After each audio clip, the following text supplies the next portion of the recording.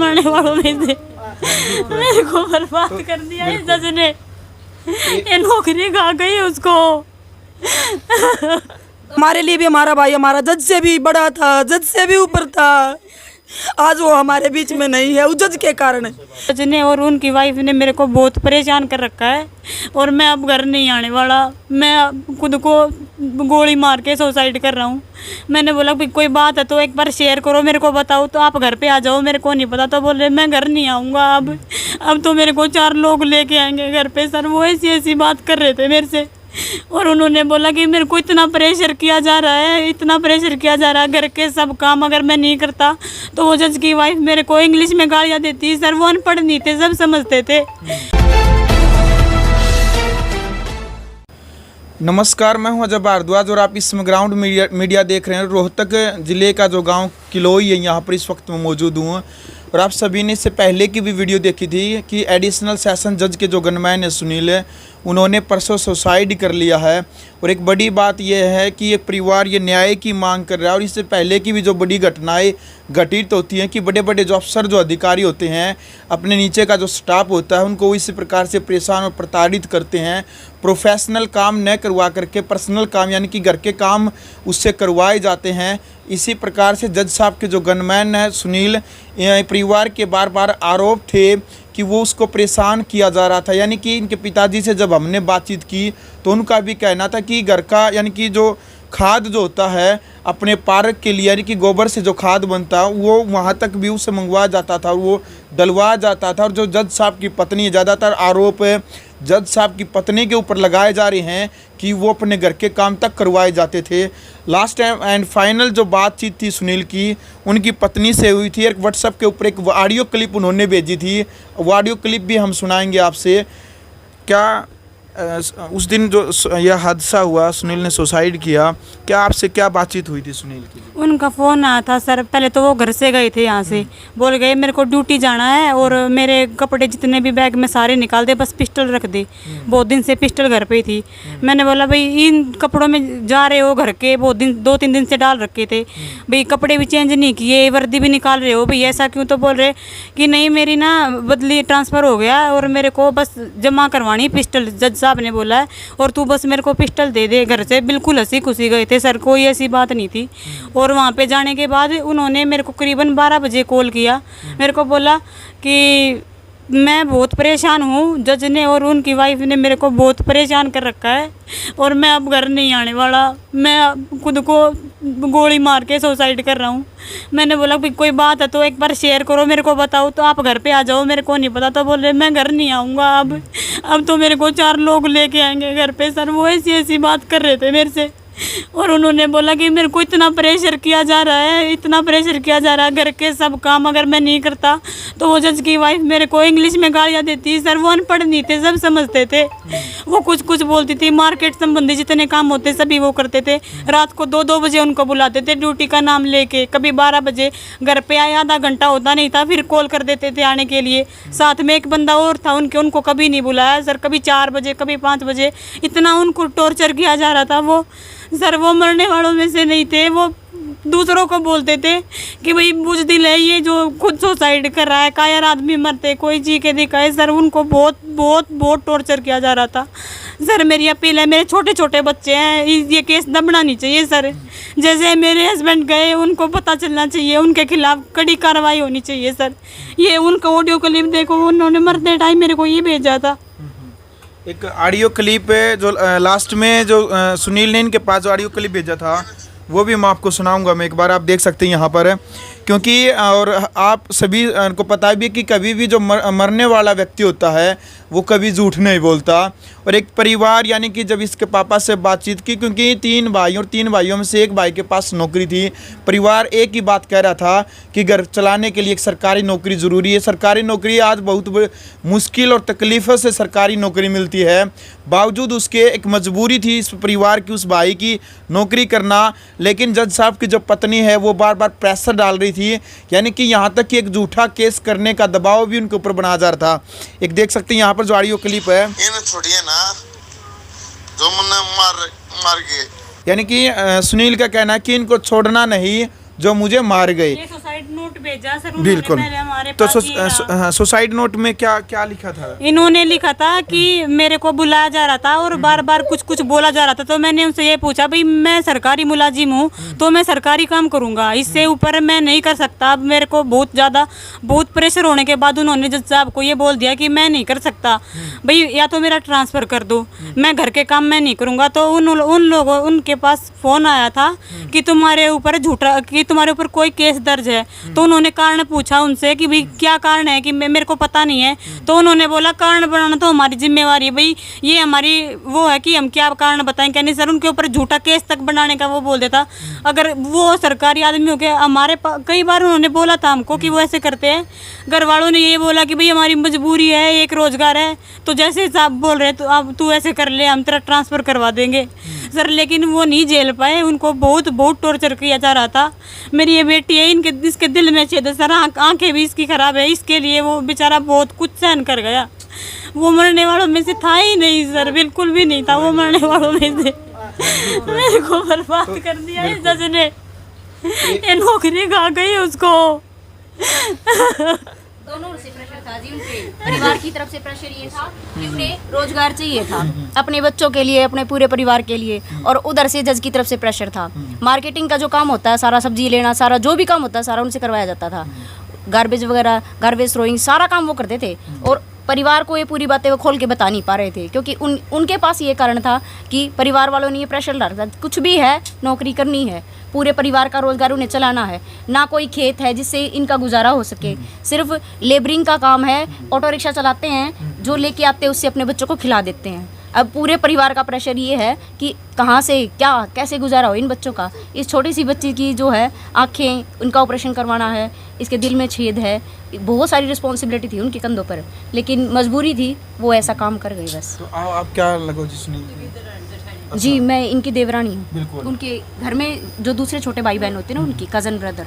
बिल्कुल। तो भाई एक बड़ी बात है, क्योंकि बार बार एक परिवार की तरफ से कि लेकिन परिवार को भी नहीं पता था, क्योंकि परिवार तो अपनी जिम्मेदारी निभा रहा था। हर माँ बाप अपने बेटा बेटी से यही बात कहते हैं कि बेटा आप आराम से नौकरी कर ले, छोटी मोटी समस्याएं परेशानियां हर किसी के साथ जीवन में आती है। हालांकि परिवार को यह नहीं पता था कि इतना बड़ा हादसा इस परिवार के साथ हो जाएगा, इस चीज़ का अंदेशा इस परिवार को नहीं था। हर माँ बाप यही बात सोचते हैं। तो लास्ट में क्या आप अपील करेंगे जो रोहतक के एसपी हैं और अनिल विजय हरियाणा के गृह मंत्री, उन तक? मैं जी हाथ जोड़ के यही अपील करूंगी, मेरे बच्चों को न्याय चाहिए जी, उनके खिलाफ सख्त से सख्त कार्रवाई होनी चाहिए बस। ये नहीं है वो नहीं जज है जी, तो उसके खिलाफ ये कोई नहीं कार्रवाई है कि नहीं अगर वो जज है और बड़े पद पर हैं तो हम छोटे मोटे हैं, तो इसका मतलब ये नहीं कि हमारे साथ अन्याय होगा। सर मेरे को बस न्याय चाहिए, मेरे छोटे छोटे बच्चे हैं, हमको न्याय चाहिए बस, मेरे को कुछ नहीं चाहिए। मीडिया से, पब्लिक से सबसे रिक्वेस्ट है सर, सबसे रिक्वेस्ट है, क्योंकि हमारे पास इतने पैसे नहीं है कि हम कोई वकील हायर करें या फिर उनकी फीस दे सके। सर मीडिया है, आप लोग हो, बस आप ही हमारे को न्याय दिलवा सकते हो सर। तो भाई बहन है, सुनील की बहन, क्या कहना चाहेंगे बहन जी? एक बड़ा हादसा हो जाता है बहन जी, क्या कहना चाहेंगे? आपसे भी कोई बातचीत हुई हो सुनील की? क्या सुनील मेरा भाई था और वो जज था, तो जज के कारण ही उसने सुसाइड किया। और हमारी आपसे, मीडिया से, पब्लिक से हाथ जोड़ के रिक्वेस्ट है, मेरे भाई को इंसाफ चाहिए। मरते मरते भी उसने सुसाइड नोट लिखा है कि मुझे नहीं इंसाफ दिलाना। हमारी हाथ जोड़ कर विनती है, मेरे भाई को इंसाफ दिलाओ। जज है तो वो अपने घर में है, हमारे लिए भी हमारा भाई हमारा जज से भी बड़ा था, जज से भी ऊपर था। आज वो हमारे बीच में नहीं है, उस जज के कारण, उस जज के कारण हमारा भाई हमारे बीच में नहीं है, तो उसके खिलाफ सख्त कार्रवाई की जाए। कोई नहीं भाई, एक यानी कि पूरा परिवार, एक भाई जिसका बेटा, जिसका भाई, जिसका पति और जिसका लाल घर से जा है, उसी को पता चलता है कि उस परिवार के साथ क्या बीत रही है। किसके साथ आध घंटे बात हुई? लास्ट में बड़ी बहन के साथ बात हुई थी, मेरी अच्छा, वो बड़ी बहन। अच्छा, आपके साथ बात हुई थी? हाँ जी, मेरे पास फ़ोन आया था उसी दिन? वो 2 दिन से बोल रहा था कि मैंने तेरे साथ आधा घंटा बात करनी है। तो हम ये सारे ये सोच रहे थे कि वो ड्रिंक करके, दारू पी के ना, जब ये इसी बात करे हैं। तो मैं खाना बना रही थी, वो वहाँ पे भी गया था कि मैंने तेरे साथ बात करनी है। तो मैंने बोली माँ तू एक बार नशा उतर लें, तू फिर कर लिए।